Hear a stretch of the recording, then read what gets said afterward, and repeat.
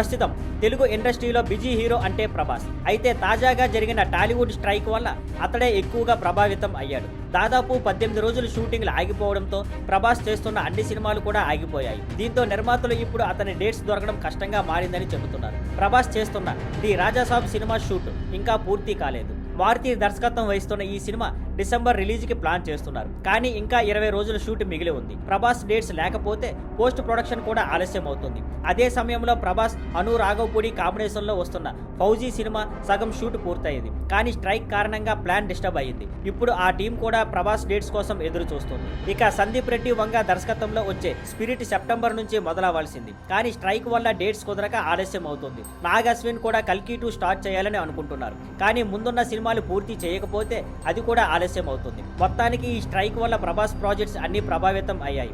అయినా కూడా ఆయన నాన్ స్టాప్గా షూట్ చేస్తూ నిర్మాతలకు సహకరించాలని చూస్తున్నారు. Thank you for watching. Please like, share and subscribe.